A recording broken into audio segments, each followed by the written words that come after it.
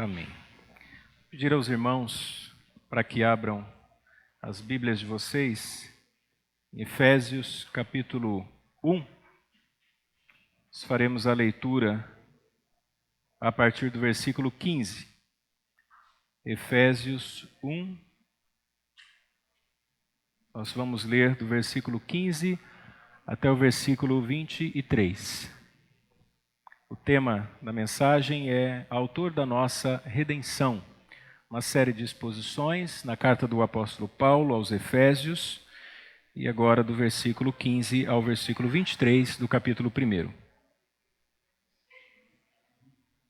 Vamos ler a palavra de Deus, que diz assim: Pelo que, ouvindo eu também a fé que entre vós há no Senhor Jesus e o vosso amor para com todos os santos, não cesso de dar graças a Deus por vós, lembrando-me de vós nas minhas orações, para que o Deus de nosso Senhor Jesus Cristo, o Pai da glória, vos dê em seu conhecimento o espírito de sabedoria e de revelação, tendo iluminados os olhos do vosso entendimento, para que saibais qual seja a esperança da sua vocação e quais as riquezas da glória da sua herança nos santos, e qual a sobre-excelente grandeza do seu poder sobre nós, os que cremos, segundo a operação da força do seu poder, que manifestou em Cristo, ressuscitando-o dos mortos e pondo-o à sua direita nos céus, acima de todo principado e poder e potestade e domínio e de todo nome que se nomeia, não só neste século, mas também no vindouro, e sujeitou todas as coisas a seus pés, e sobre todas as coisas o constituiu como cabeça da igreja, que é o seu corpo, a plenitude daquele que cumpre tudo em todos. Oremos. Senhor, nós estamos diante da Tua palavra. Nós reconhecemos as nossas fraquezas, as nossas limitações, e nós sabemos que só é possível conhecer as Escrituras pela revelação do Espírito Santo. Não é o intelecto, não é a capacidade humana de ler, de analisar, de examinar o texto, mas é a revelação do Senhor. Por isso nós te pedimos, dai-nos ouvidos sensíveis, afinados com a Tua palavra, para que nós a ouçamos e também consigamos colocar em prática na nossa vida todos os ensinos do Senhor. É o que nós te pedimos em nome de Jesus. Amém. Queridos irmãos, hoje de manhã nós começamos a falar sobre essa carta do apóstolo Paulo, e eu disse aos irmãos que o objetivo do apóstolo Paulo ao escrever essa carta era revelar aos seus leitores que Deus tem um propósito em todas as coisas, inclusive na prisão dele. Porque se nós lermos lá no capítulo de número 3, no verso 1, ele diz: Por esta causa, eu, Paulo, sou prisioneiro de Jesus Cristo por vós, os gentios. Então ele está preso, provavelmente em Roma, de onde ele escreve uma carta que alguns estudiosos dizem não é necessariamente aos irmãos de Éfeso apenas, mas era uma carta circular que poderia ser ouvida por todas as pessoas daquela região. Dizem alguns estudiosos que a palavra Éfeso, ou a expressão em Éfeso, ela não consta nos primeiros manuscritos. Enfim, o apóstolo Paulo é o autor dessa carta. E sob inspiração do Espírito Santo, o apóstolo Paulo, como vocacionado por Deus, e como ele mesmo disse no primeiro versículo do capítulo 1, Paulo, apóstolo de Jesus Cristo pela vontade de Deus, ele escreve então algumas recomendações aos irmãos que vão ler essa carta. E essas recomendações, elas estão contidas aqui. Primeiro, uma parte mais teórica e a outra de maneira mais prática. Então ele instrui a igreja, depois ele diz como é que isso vai acontecer na prática. E agora, na segunda parte do capítulo 1, o que nós temos é uma longa oração. Na verdade, se nós pegarmos desde o versículo 3 e nós seguirmos até o versículo 21 do capítulo 1, você vai perceber que não tem nenhum ponto final. O que você tem no máximo ali vírgula ou ponto e vírgula. Segundo os estudiosos, o que Paulo está fazendo aqui é que ele está muito empolgado na sua oração, e é como se ele não tivesse um fôlego, e ele vai falando e falando e falando, e isso aqui pode se seguir até o capítulo 2, versículo 10, para não dizer até o capítulo 3. Então essa carta está recheada de oração. O apóstolo Paulo nos ensina muito a respeito da oração. E ele ora especificamente por duas coisas. Primeiro, ele ora por iluminação aos seus leitores. Ele ora para que Deus dê à igreja o entendimento da sua vontade. Ele sabe que a revelação só pode vir de Deus.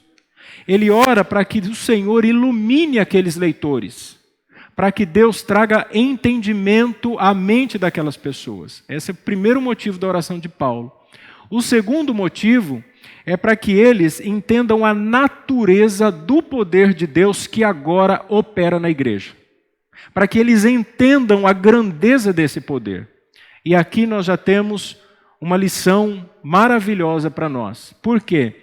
Porque tanto o conhecimento quanto o poder são duas coisas que não se separam, não se desassociam, elas têm que caminhar juntas.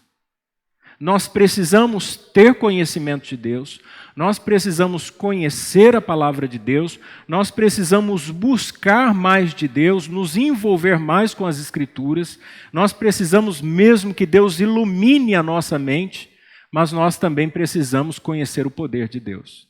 Nós também precisamos viver essa experiência de ser transformado pelo poder de Deus, porque de nada adianta você ter conhecimento e você não ter o poder.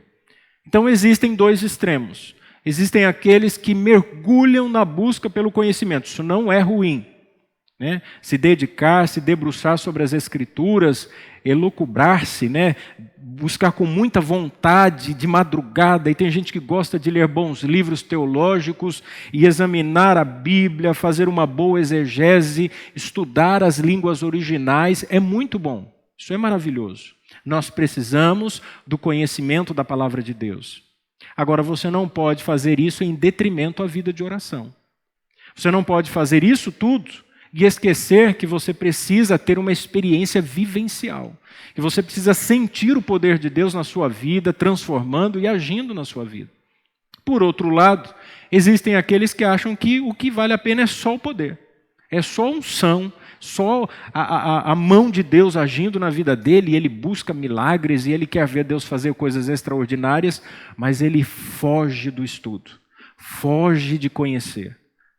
Não, ele tem ojeriza a escola bíblica dominical. Quando fala assim, olha, curso de teologia, o culto de ensino, só falta fazer o sinal da cruz. Deus me livre. Quando eu me converti, chegaram para mim e disseram assim, olha, cuidado. A letra mata e o espírito vivifica. Eu falei, mas o que isso significa? Ele falou, se você estudar muito, você vai ficar incrédulo. Você vai ficar muito intelectual e você não vai ter mais vida de oração, você não vai querer mais participar das coisas da igreja, você vai criticar todo mundo, vai criticar a liderança da igreja, não vai mais participar das campanhas que nós fazemos campanha de segunda a segunda. E eu lembro que quando eu comecei a estudar teologia, um dos diáconos disse assim, o menino lá já está morrendo, né? O menino vai acabar em nada. Tem muitas pessoas que pensam assim, acham que estudar é um empecilho para o crescimento espiritual. Então eu não preciso ter conhecimento, eu preciso ter poder de Deus.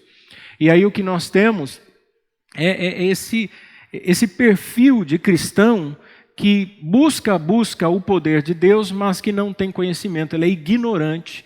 Não ignorante no sentido de pessoa ruim, de pessoa áspera, ignorante de falta de conhecimento. E fica sempre um menino, não cresce, não amadurece, e fica sendo levado de um lado para o outro por qualquer vento de doutrina. Então Paulo ora para que a igreja seja iluminada, mas para que também os irmãos tenham a experiência com o poder transformador da palavra de Deus. Esse é o poder de Deus. E nós temos aqui então no primeiro momento um relato de oração que o apóstolo Paulo faz com ação de graças. Isso é maravilhoso também, porque principalmente no contexto em que nós vivemos, Nós buscamos muito as coisas e nós ansiamos e desejamos ter as coisas. E nós esquecemos de orar em gratidão a Deus. Se você é esperto, você deve ter percebido que agora todo o início de culto, nosso momento de oração, tem intercessão e gratidão. Porque não adianta nada a gente ficar pedindo, clamando, intercedendo e esquecer das bênçãos de Deus. A carta do apóstolo Paulo começa falando sobre todas as bênçãos de Deus em Cristo nos lugares celestiais. Ou as copiosas bênçãos de Deus. Copiosas são múltiplas, são variadas bênçãos. E ele vai citar lá a eleição, a predestinação, a adoção. Ele fala do papel de Deus o Pai, de Deus o Filho, de Deus o Espírito Santo. São muitas bênçãos que Deus nos dá. E nós não podemos nos esquecer de nenhuma delas. Então, versículo 15 e versículo 16, Paulo vai nos ensinar a orar sempre e jamais desfalecer. Nunca deixe de orar. Nunca deixe de buscar a Deus. Nunca deixe de buscar a compreensão do propósito de Deus em meio à dor e ao sofrimento. Porque Paulo está preso e ele continua orando. Ele não vê incompatibilidade entre a soberania de Deus e os seus decretos e a nossa responsabilidade, a vida de oração. Tem gente que diz assim, por que eu vou orar se Deus decretou todas as coisas? Ora, eu não sei o que Deus tem para a minha vida. A oração não muda Deus, mas a oração muda a nós. Nesse relacionamento, o único que muda somos nós. Porque a mudança compete àquele que tem possibilidade de erro, de equívoco. E Deus é perfeito. Deus não está no momento dizendo, eu quero assim, não, agora eu acho que eu mudei de ideia, eu quero que seja assim. Mas nós não sabemos a vontade de Deus. A oração é extremamente importante. Deus nos dá experiências maravilhosas quando nós nos dedicamos em oração. Ore do seu jeito, na sua simplicidade. Você só vai aprender a orar com a palavra de Deus. Não é pelo tempo. É lógico que quanto mais você se debruça a vida de oração, mais você deseja orar. Então é natural que você tenha um bom tempo de oração. Mas isso não significa que pessoas que oram menos tempo não sejam pessoas de oração. Porque às vezes tem irmãos que ficam preocupados. Né? Será que eu consigo ficar 1 hora de joelhos? E tem aqueles que se vangloriam. Eu oro 2 horas por dia, 3 horas por dia. 1 hora de manhã, 1 hora à tarde, 1 hora à noite. Se você orar 15 minutos, mas for uma oração sincera, se você reserva esse tempo para buscar a Deus, com um coração que se derrama diante de Deus, é isso que Paulo está dizendo. Não deixe de orar e agradecer a Deus. Agora, que interessante, irmãos, o que Paulo faz aqui é usar o que já era muito comum na cultura da época. Eles sempre, os religiosos da época, rogavam as bênçãos dos deuses sobre a vida dos seus compatriotas. A gente está falando da cidade de Éfeso, aqui a deusa mais adorada era Diana. E Paulo, ele meio que usa a mesma maneira de se comunicar com os irmãos, e ele sempre está rogando as bênçãos de Deus sobre a vida da igreja. Paulo é um exímio comunicador. Ele sabe como alcançar o coração do seu leitor aqui. Ele usa jeitos e maneiras que é muito característico da época. E nós vamos aprender grandes coisas com o apóstolo Paulo. Versículo 15 diz assim, pelo que, ouvindo eu também a fé que entre vós há no Senhor Jesus. Se existe uma boa maneira da igreja ser conhecida, aqui está. Eu desejo muito que essa igreja seja conhecida como essa igreja aqui da região, conhecida por causa da sua fé. Por causa da sua fé. Se alguém disser para você assim, olha, eu conheço a Igreja Presbiteriana Renovada de Campinas, a fé da igreja é surpreendente. Nós ouvimos muito falar sobre a fé dos irmãos, como os irmãos oram, como os irmãos buscam a Deus, como essa igreja crê na palavra de Deus, como essa igreja crê na ação de Deus. Os irmãos eram conhecidos por causa da fé que há no Senhor Jesus. E também o vosso amor para com todos os santos. Está aí o método de crescimento natural da igreja. Fé e amor. Uma igreja que crê no Senhor Jesus, que crê na palavra de Deus, uma igreja que ora, que busca Deus e que demonstra isso de maneira prática, amando uns aos outros. Os irmãos se amam. Não há fofoca, não há intriga, ninguém está tripudiando a vida do outro, ninguém está desejando o mal do outro. Os irmãos são conhecidos por causa do amor. Hoje tem muitas igrejas conhecidas por causa da estrutura, por causa da política, porque o pastor é famoso, ou por causa das atividades que faz, mas o que nós somos orientados aqui na oração de Paulo é que nós sejamos conhecidos pela fé na palavra de Deus, no Senhor Jesus e pelo amor que nós devemos ter uns para com os outros. A sua oração também é mais específica, do versículo 17 até o 19, a parte A. Ele diz assim: para que Deus vos dê espírito de sabedoria e de revelação. Vejam que ele continua na mesma toada. Ele continua no mesmo objetivo. Olha, eu estou orando para que Deus vos dê espírito de sabedoria e de revelação. Se ele começou a sua carta usando uma maneira típica dos gregos de se cumprimentar, ele usa aqui no versículo 17 uma forma tipicamente judaica de orar. Orar. Os judeus oravam por sabedoria, iluminação e revelação. Era isso que eles mais buscavam de Deus. E Paulo está dizendo assim: eu oro para que Deus vos dê espírito de sabedoria e de revelação. E revelação aqui não é uma informação especial, privilegiada. Não é uma espécie de delação. Olha, Deus está me dando aqui uma revelação, porque o apóstolo Paulo orou para que a igreja tivesse sabedoria e o dom de revelação. Não, irmãos. A ideia dele aqui é de um conhecimento mais profundo de Deus. Lembra da iluminação? Lembra do poder de Deus? É para esse relacionamento com Deus, para a sua vida espiritual. Nós precisamos disso, conhecer a Deus. Por que eu digo isso? Porque só é possível conhecer a Deus se você andar com Ele. Se você não estiver disposto a andar com Deus, você não vai conhecê-lo.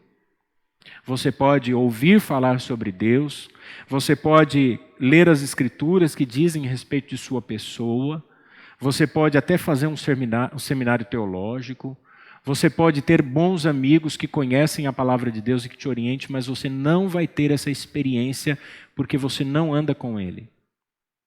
Você já viu aquela expressão popular que diz assim: para conhecer uma pessoa, você tem que comer 1 quilo de sal com ela? Então, quando você conhece alguém, você conheceu ontem, fez uma amizade. Conheceu um irmão, uma irmã e fez uma amizade. Não se torna o melhor amigo da sua vida. Por quê? Porque você vai estar construindo o conhecimento. Então, se você conheceu a pessoa e vê ela uma vez por mês, né? Raramente você vê a pessoa, você não conhece. Então você precisa sentar com a pessoa, vai criar vínculos, você vai ter afinidade. Às vezes você vai na casa da pessoa, ela vem na sua casa.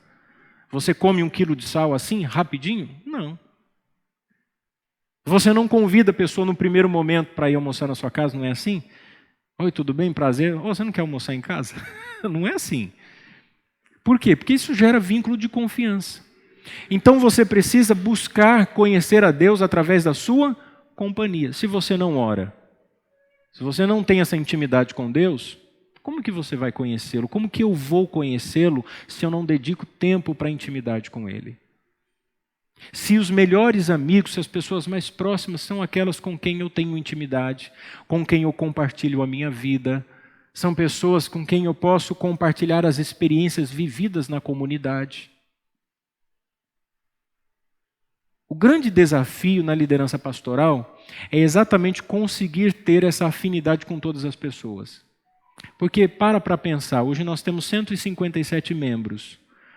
Se eu quiser ver todo mundo, pelo menos um dia sim, um dia não, aliás, 2 vezes por ano, se eu ver todo mundo 1 vez por dia, eu consigo ver 2 vezes no ano.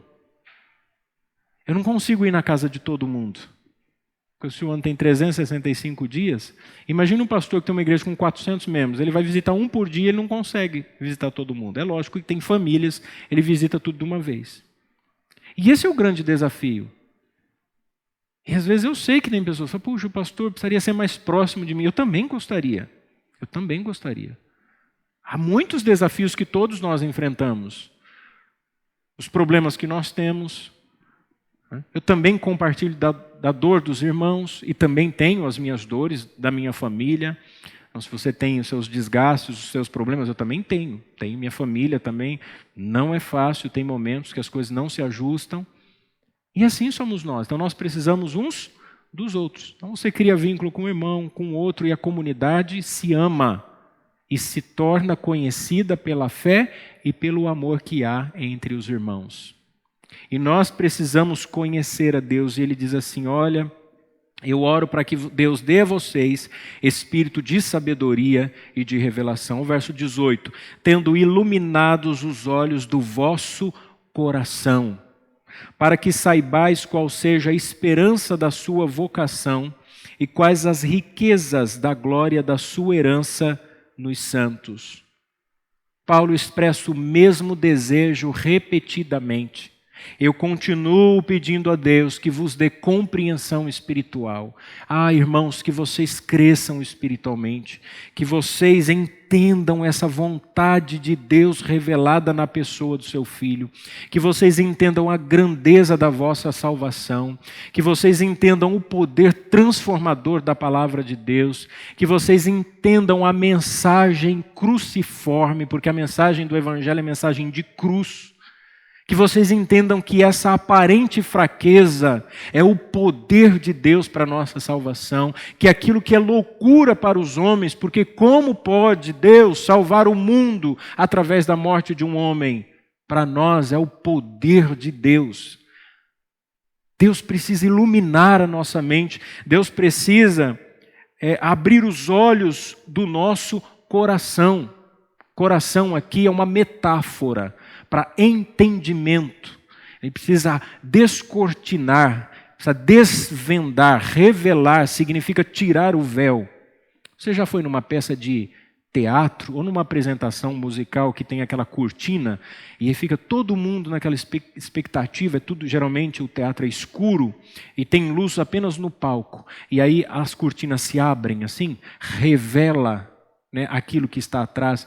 Tem muita gente que ainda está com a mente fechada, não foi revelado para ele o poder do Evangelho. Ele não entendeu a mensagem de Deus em Cristo, esse mistério que é Deus congregar para si homens e mulheres na pessoa do seu Filho. Lembra o que diz lá no início do capítulo 1? Esse é o grande mistério. Jesus investido dessa autoridade, o Salmo 110. Portanto, meus irmãos, Paulo continua orando e ele pede para que os crentes compreendam as riquezas da glória da sua herança. A glória da herança que nós temos em Cristo Jesus. A grandeza. A grandeza. A vida cristã não é um conto de fadas. Você não é sapo, é príncipe. Nós fomos abençoados em Cristo. Sua vitória na cruz é a nossa vitória. Não é mensagem de triunfalismo, mas nós não somos derrotados. Eu sei que tem gente que se assusta com isso, mas nós não somos mesmo. Olha lá, pastor, claro que não somos. O que Paulo disse aos romanos? Nós somos mais que vencedores.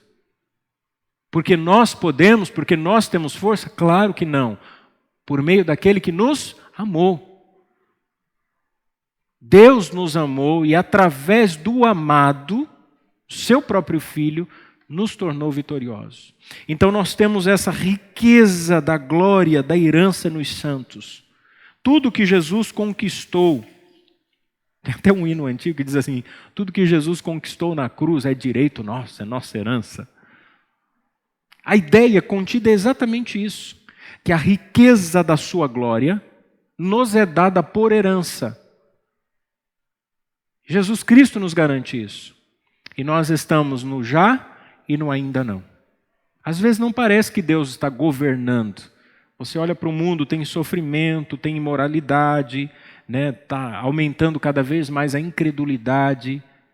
Você olha para a igreja, muito esfriamento espiritual, e você pensa, mas parece que Deus não governa.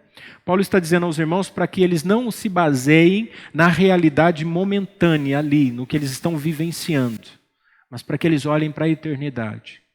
Há uma riqueza da glória de Deus, esse tesouro da nossa salvação que está em Cristo Jesus. No verso 19, a parte A, vai nos mostrar que aqueles leitores, eles enfrentavam algumas dificuldades que poderiam ser a causa de algum tipo de medo ou de algum tipo de opressão. Às vezes nós enfrentamos dificuldades que nos causam medo. Ou você nunca teve medo da Covid? Ou você nunca teve medo de perder alguém que você ama? Eu tenho um pai que tem 78 anos. Nós gostamos de ficar juntos, de conversar, e quando o pessoal se reúne, ou quando a gente vai na casa dele, eu não vou ser hipócrita, a gente não usa máscara, e ele também não gosta. Mas eu tenho medo de que o meu pai pegue a Covid e que ele tenha complicações. Porque a gente vê que em algumas pessoas a doença é muito agressiva, como nós temos o testemunho que eu falei no início do culto. Às vezes você tem medo da crise econômica, né? Paga aluguel, a empresa não está bem, você fica com medo de ser dispensado, você pensa, como que eu vou pagar o aluguel no final do mês? Para onde eu vou com a minha família? A alimentação. Às vezes a gente fica inseguro com relação ao futuro. Né? Não consegui, pastor, planejar o meu futuro. Eu não vou conseguir aposentadoria. Eu não tenho filhos que possam me sustentar, cuidar de mim agora. O que vai ser da minha vida? Há muitos medos que nos assustam, há muitas circunstâncias que nos oprimem. Nós estamos vivendo um momento de conflito econômico, político. E tem muita gente que fica preocupado. A pressão ideológica em cima da igreja, em cima dos valores cristãos, a perseguição moral. E nós ficamos preocupados com os nossos filhos. Naquele tempo não era diferente. Os irmãos olhavam para a realidade da cidade de Éfeso, da região, tinha idolatria, tinha muito misticismo. Diana era conhecida como a rainha zodiacal, né? Ela dominava sobre os deuses do inferno. Eles sustentavam Diana. Havia uma grande devoção e os irmãos sofriam algum tipo de opressão com isso. A igreja sofria também esse tipo de pressão. Cada um de nós passamos por intensidades diferentes. E aí no versículo 19, a parte A, Paulo frisa assim: e qual a sobreexcelente grandeza do seu poder sobre nós. Mesmo que o mundo diga que a crise vai se intensificar, que os problemas vão aumentar, que a pandemia vai ser cada vez maior, que vai ter uma terceira onda, ou que nunca vai ter uma cura, mesmo que a crise econômica bata a porta da sua casa, mesmo que você enfrente lutas e dificuldades, isso nunca pode ser um ruído entre a sua confiança em Deus. Você precisa descansar em Deus, porque Paulo diz que o seu poder é sobreexcelente. Não há nada que seja maior que o poder do nosso Deus. Não há nada que se compare ao seu poder. Se Diana era a rainha dos poderes celestiais, ele está dizendo aqui, qual a sobreexcelente grandeza do seu poder sobre nós. Então a igreja está cuidada por esse grande poder de Deus. A igreja é indestrutível. Ainda que você olhe ao longo da história, e em alguns momentos, parece que a igreja foi destruída, como você olha lá em países fundamentalistas, em países onde os ditadores, países comunistas, né, não permitem a igreja como instituição. Você olha e fala assim, meu Deus, como na China, que demoliram várias igrejas, debaixo do monturo há sempre aquele foguinho que está queimando. Nunca será destruída a igreja. Sempre haverão os remanescentes, sempre há aquele que busca a Deus, aquele que crê, e o Senhor mantém o seu povo. Mesmo no período dos mártires, quando os crentes eram levados nas arenas para se tornarem espetáculo, mortos por leões, despedaçados, decapitados, arrastados por animais, presos. Mesmo naquele cenário de muita angústia, de muita dor e sofrimento, Deus sustentou a sua igreja. Então não é o coronavírus que vai barrar a igreja. Porque a igreja está sobre esse poder de Deus, esse poder excelente, essa grandeza de poder sobre nós. Terceiro aqui, irmãos, do verso 19, a parte B, até o 23, Paulo fala sobre o poder salvador de Deus revelado na ressurreição e exaltação de Cristo Jesus. Veja agora a parte B do verso 19. Segundo a operação da força do seu poder. Nós precisamos olhar para Cristo como o segundo Adão. Cristo, ele é o cabeça da igreja. Adão era o cabeça da humanidade. Então, em Adão, a humanidade cai. Em Cristo, a igreja é levantada. Em Adão, a humanidade é condenada por causa do seu pecado. Em Cristo, o cabeça da igreja, nós somos perdoados. Em Adão, a humanidade perde o contato com o seu Criador. Ficam alienados espiritualmente, mortos espiritualmente. Em Cristo, a igreja é vivificada e ela volta a ter vida espiritual. Então nós temos dois representantes, dois cabeças de humanidade. Essa ideia no original é como estar pendurado no cinturão. Então a humanidade está pendurada no cinturão de Adão e a igreja no cinturão de Cristo. Cabeça significa aquele que governa, é o representante. Cristo é o nosso cabeça, Ele é o nosso representante. Então, se nós fomos condenados na queda de Adão, nós somos perdoados na vitória de Cristo. Se em Adão nós estávamos mortos, em Cristo Jesus nós estamos vivos. Se em Adão nós fomos condenados à morte, porque do pó viestes e ao pó tornarás, em Jesus nós vamos ressuscitar. Essa é a grandeza do seu poder. E segundo a operação da força do seu poder, existe uma diferença na exaltação de Cristo. É que a Ele cabe um lugar especial, à direita do Pai. Sinônimo de domínio absoluto. Por isso que nós lemos o Salmo 110. Mas nós usufruímos da segurança da sua exaltação. Como Ele foi exaltado, está à direita do Pai, Ele ascendeu aos céus, de onde Ele governa a história da humanidade, porque quando Cristo voltar para arrebatar a sua igreja, e Ele então vai consumar o reino e entregá-lo ao Pai, nós ainda estamos nesse processo. Fiquem firmes, nós vamos permanecer firmes, porque nós estamos aguardando a vinda de Cristo. Maranata, ora vem Senhor Jesus. Essa é a esperança do cristão. Os nossos olhos estão na eternidade. Lembra da expressão? Sempre com o pé levantado.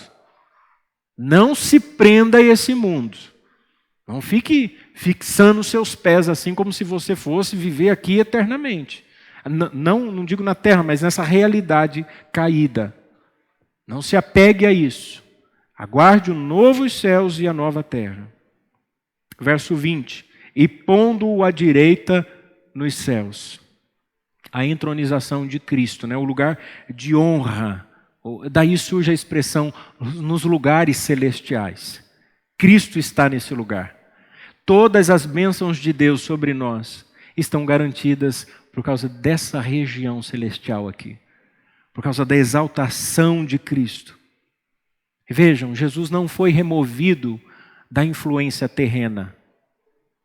Mas Ele foi colocado numa posição exaltada agora sobre tudo que é criado. Ele não perdeu sua humanidade, Ele é totalmente Deus e totalmente homem. De manhã nós falamos sobre a Trindade, porque a primeira parte desse capítulo é a ação da Trindade. A ação de Deus o Pai, até o verso 6, para o louvor da sua glória. A atuação do Filho para o louvor da sua glória. E a atuação do Espírito Santo para o louvor da sua glória. Então, essa ação agora de exaltar o Filho, ele ascender aos céus, pondo-o à direita nos céus, é exatamente o que nós lemos. Olha só o Salmo 110. Disse o Senhor ao meu Senhor, assenta-te à minha mão direita, até que ponha os teus inimigos por escabelo dos teus pés. Então Cristo virá triunfantemente, ele veio como homem, agora ele virá triunfantemente, e muito em breve, como Paulo disse aos Romanos, ele esmagará Satanás debaixo de vossos pés. Então a vitória final, definitiva, ainda está para acontecer, meus irmãos. Às vezes os ímpios zombam da igreja. É como se a vida fosse ser sempre assim. Nunca vai mudar nada. E você olha para a humanidade caída e você vê quanto as pessoas zombam de Deus. Não tem a menor preocupação com o futuro. No entanto, haverá um dia, o dia do juízo, e nesse dia, os que são salvos, os eleitos, a igreja, ela será guardada santa e irrepreensível, o apóstolo Paulo diz, porque Deus está agindo em nós. Verso 21 e 22, acima de todo principado e poder, e potestade, e domínio, e de todo nome que se nomeia, não só neste século, mas também no vindouro, e sujeitou todas as coisas a seus pés, e sobre todas as coisas o constituiu como cabeça da igreja. Jesus recebeu então a tarefa de exercer domínio sobre o cosmo, toda a criação. Ele não morreu na cruz apenas para nos salvar da condenação eterna. Ele resgata toda a criação. O que há nos céus e na terra, tudo está sujeito ao seu poder, domínio e autoridade. Os anjos reconhecem sua autoridade. A igreja reconhece sua autoridade.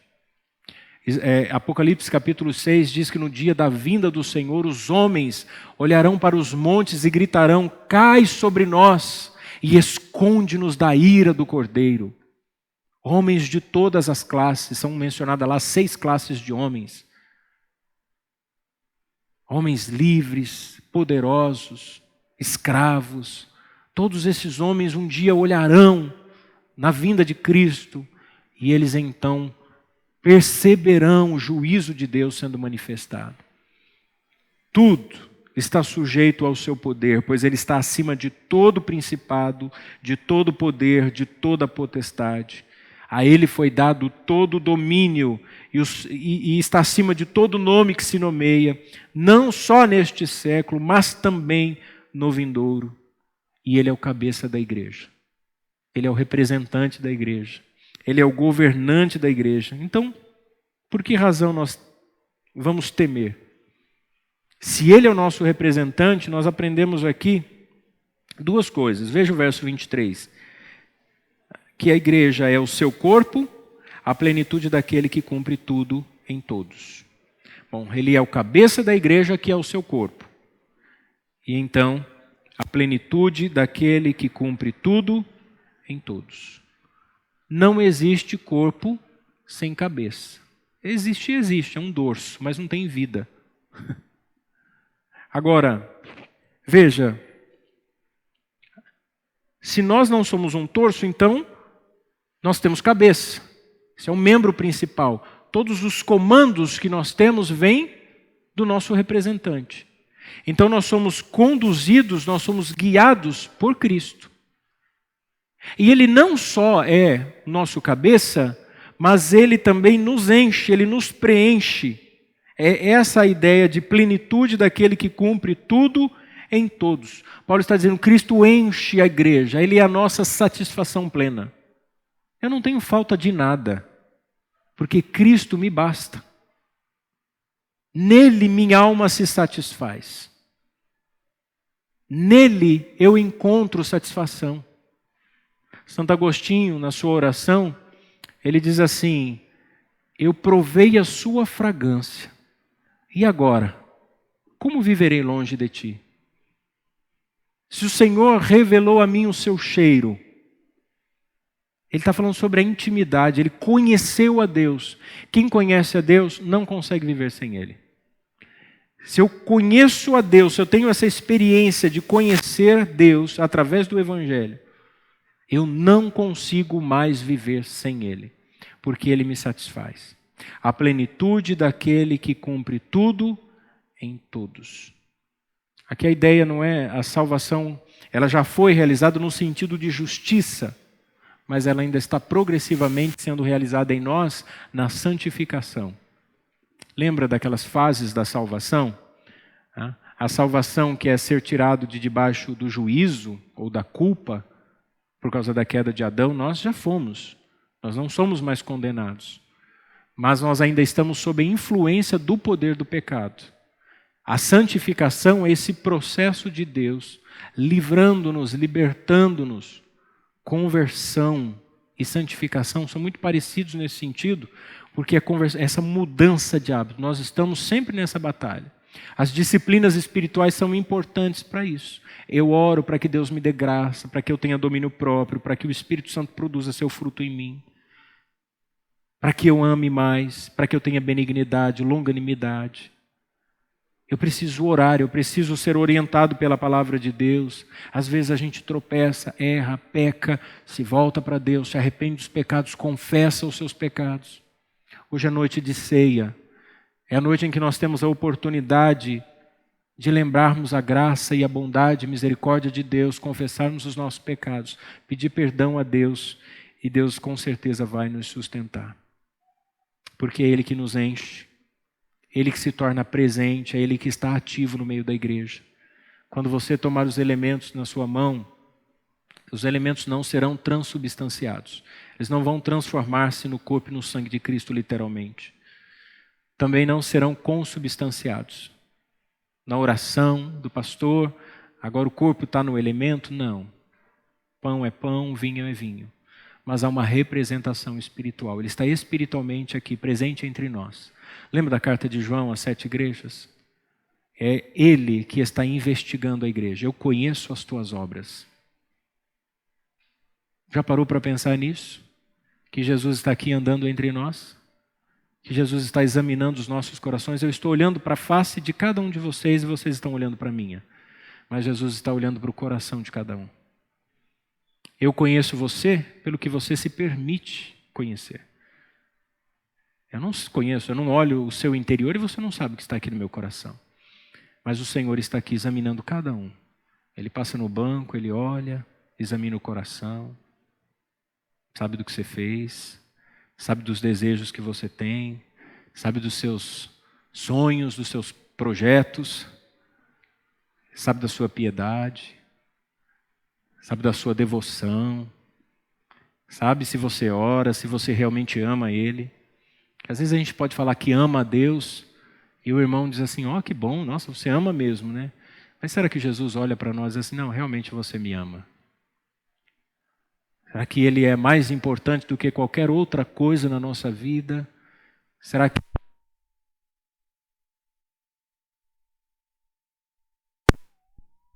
Tem irmãos já ficaram assustados. Tá vendo? Poderia ter sido arrebatamento se você não se consertou.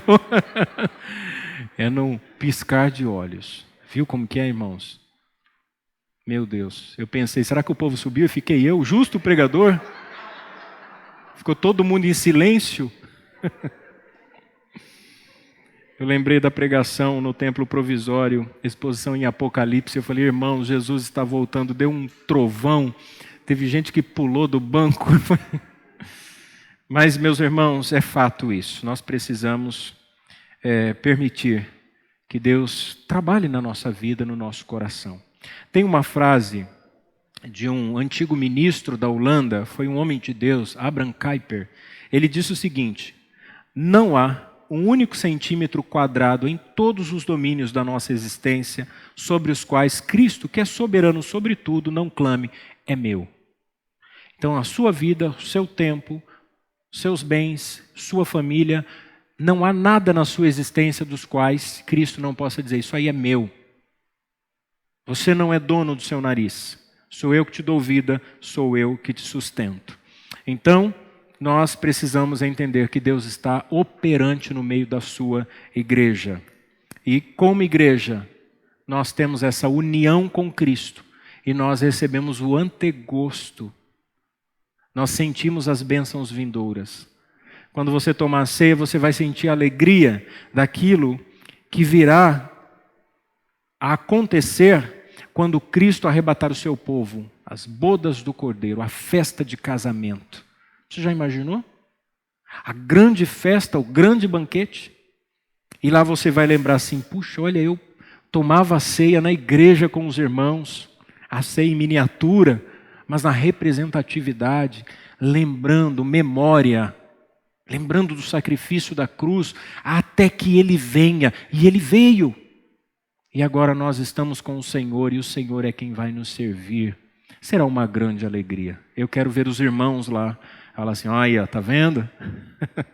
Glória a Deus. Irmãos, eu quero concluir dizendo o seguinte, nunca devemos abandonar a prática da oração e principalmente a oração com ações de graça. Não abandone a vida de oração e principalmente a oração de gratidão. Segundo, não há razões para termos medo da influência cultural e espiritual da nossa época. Não fique com medo, não fique assustado, tudo vai dar certo. Deus vai nos abençoar, nós vamos vencer todas as dificuldades com a graça do Senhor. Devemos nos lembrar que Cristo venceu, ascendeu aos céus e Ele reina sobre toda a criação. Nós não estamos sujeitos ao domínio do governante. É Deus quem está cuidando da nossa vida. Ele está cuidando de todas as coisas. Devemos aguardar confiantes em seu poder e amor o grande dia em que Ele vai criar um novo céu e uma nova terra e estaremos de volta ao nosso lar.